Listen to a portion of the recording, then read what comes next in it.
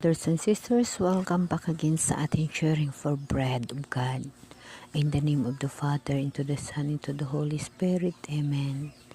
Lord, nagpapasalamat ako sa iyo sa mga bagay at grasya na ibinigay mo sa akin. Sa mga panalangin ko na aking hinihingi sa iyo at iyong binibigay sa akin. Lord, maraming salamat sa pagbigay mo sa akin bilang saksi na ikaw ay Diyos, ikaw ang aking manunubos, ikaw ang aking tagapagligtas, ikaw ang aking lakas. Lord, maraming salamat sa pagmamahal mo sa akin. Amen. Okay, brothers and sisters, today, isi-share ko lang sa inyo yung mga bagay na talagang kamangha-mangha na nangyayari sa akin. Brothers and sisters, mahirap lang ako na tao. Nagtatrabaho ako hanggang sa ako ay na-stroke. So, nang ako ay na-stroke, may mga anak ako, 4 ang mga anak ko, ngunit mahirap din. So, alam naman natin na pagdating sa medication, pagdating sa mga gamutan, pag wala tayong pera, hindi natin mabibili yung ating mga tamang gamot.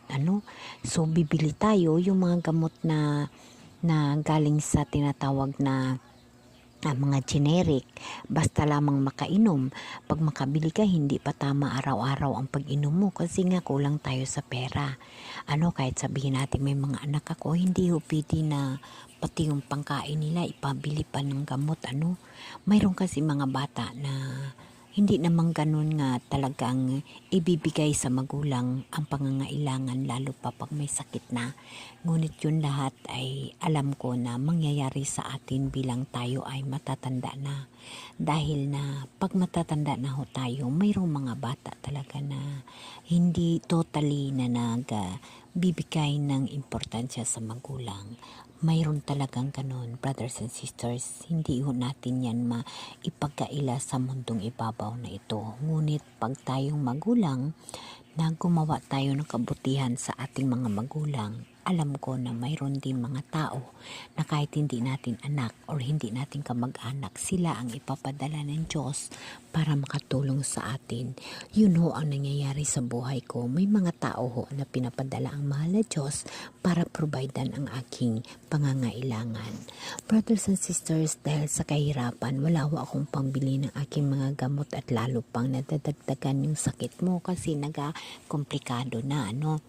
Ngunit hindi ako nagko-complain sa ating mahal na Diyos. Lagi ko na lang sinasabi na si Lord na ang bahala sa akin. Lord, ikaw na ang nakakaalam at kung anong laman ng isip at ang puso ko.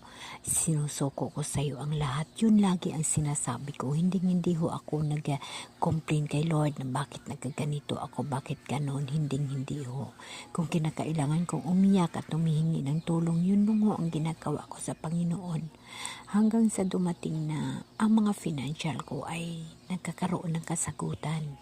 Mayroong pinapadala ang mahal na Diyos sa akin na yun ang mga tao na nagbibigay ng lunas sa mga pangangailangan ko. Isa yun na mirakulo sa buhay ko na kahit ako, sinasabi ko sa sarili ko na Diyos lamang ang makatulong sa akin at hindi ako nagkakamali. Kaya brothers and sisters, alam niyo ba yung gamutan ko? Mahal na Diyos ang nag-provide. Siya ang nagpadala. Mismo ang doktor ko ang nagbibigay sa akin ng gamot. Siya pang gumagamot sa akin. Yun ang mga kababalagan, ang mga mirakulo na ibinigay ng mahal na Diyos sa buhay ko na talaga na hindi ko ipagpalit kahit kailan. Alam ko na ang mahal na Diyos nasa akin at mahal ako ng mahal na Diyos at lagi akong tinutulungan sa aking pangangailangan. Alam niyo ba brothers and sisters na mismo ang doktor ko ay nag-provide ng gamot ko, yung maintenance ko. Brothers and sisters, hindi natin maiwasan na pag mahirap lang tayo, ang gamot na iniinom natin, minsan di pa natin mainom kasi wala tayong pambili. Ngunit, ang panampalataya at pagtitiwala sa Diyos ay napakalaking buhay para sa atin dito sa mundong ibabaw na ito. Dahil si Lord ay nabigay ng buhay natin. Si Lord din ang hihingian natin ng gabay at tulong para matulungan tayo ng pangangailangan natin. At yun ang ginawa ko, brothers and sisters. Kaya sa gamutan, si Lord ay nagpadala sa akin ng taong na makatulong sa akin. Kaya yung gamot ko, ay may nagbibigay at may doktor pang nagbibigay sa akin na wala akong bayad. Brothers and sisters, dahil ang Diyos ang nagmaniobra hanggang sa gumaling ako sa aking sakit. Sa ngayon, slight na lamang ang naramdaman ko. So gumagawa rin ako ng paraan upang makatulong ako sa mga tao nakatulong sa akin at sa lahat ng mga tao nakikita ko na kailangan kong tulungan. Ang buhay ko na ito sa mundo, ang nalalabi kong buhay, ilalaan ko lamang sa mahal na Diyos at itutulong ko sa makakaya ko. At gagawin ko ang karapat-dapat na kaaya-aya ayon sa mata ng Diyos upang makamtan ko ang aking minimiti ng buhay na walang hanggan. Yes, brothers and sisters, nangangarap po ako na magkaroon ho ng buhay na walang hanggan na kasama ang mahal na Diyos.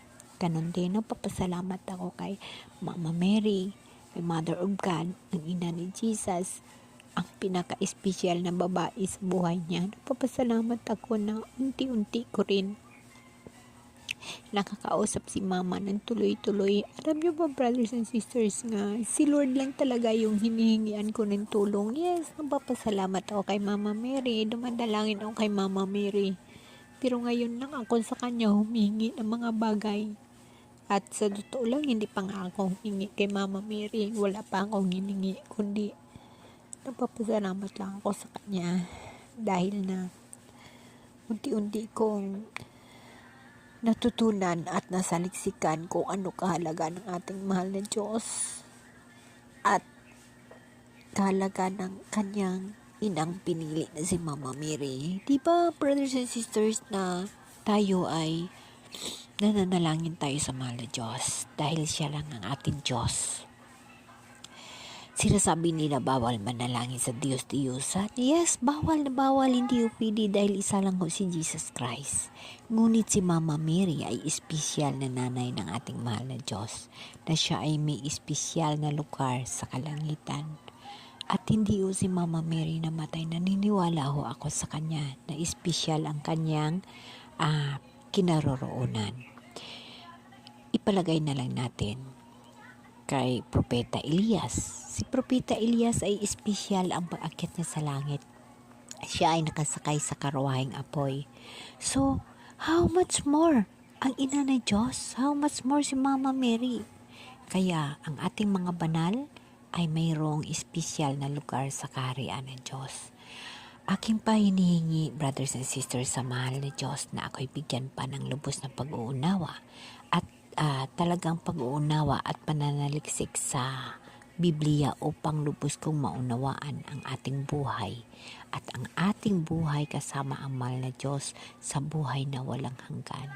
Ang dapat na natin gagawin, magtatagumpay tayo sa buhay. Ibig sabihin, ang lahat ng mga trials dito sa mundo ating mapatagumpayan. Hindi ho tayo magkukomplain kahit ano kasakit, kahirap ang ating maranasan dito sa mundo. Huwag ho tayo magkomplain. Bagkus magpasalamat pa ho tayo sa mahal na Diyos dahil sa mga trials na yun, kasama natin siya. Naging saksi tayo sa kanyang kabutihan kag pagmamahal sa atin dahil lahat ng mga trials ay atin na lagpasan. Yun ho ang pinakamaganda dahil ang mga trials sa buhay natin, yun ho yung paraan ni Jesus kung paano nating panghahawakan yung ating pagtuo, ang ating pagtitiwala sa mahal na Diyos. Brothers and sisters, dapat natin laging tatandaan na ang mahal na Diyos kasama natin, nasa puso natin, nasa puso ng kapwa natin, nasa atin ng Diyos. Ang Holy Spirit ni Jesus Christ na iniwan sa atin, nandito sa atin. Kaya hindi ho tayo matatakot sa kung anumang bagay na nangyayari sa buhay natin kasi kasama natin ng Diyos.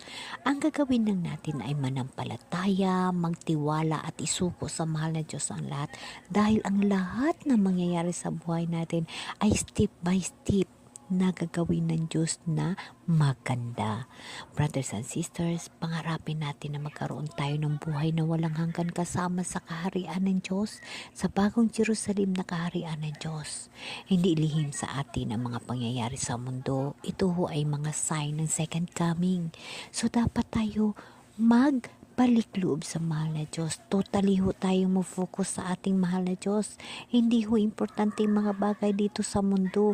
Yes, kailangan natin yung mga bagay dito sa mundo. Ngunit yun lahat, ipaubaya natin sa mahal na Diyos sa mga bagay na yon.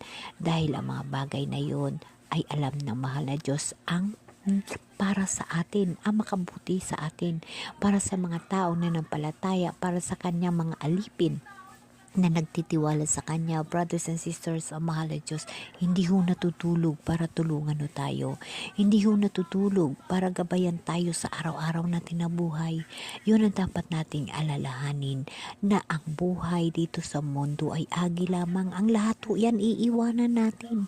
Ang pinaka-importante na bigyan natin ng panahon yung ating buhay na walang hanggan.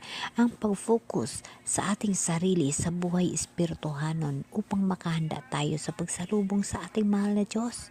Brothers and sisters, salubungin natin ang mahal na Diyos. Amen? Amen.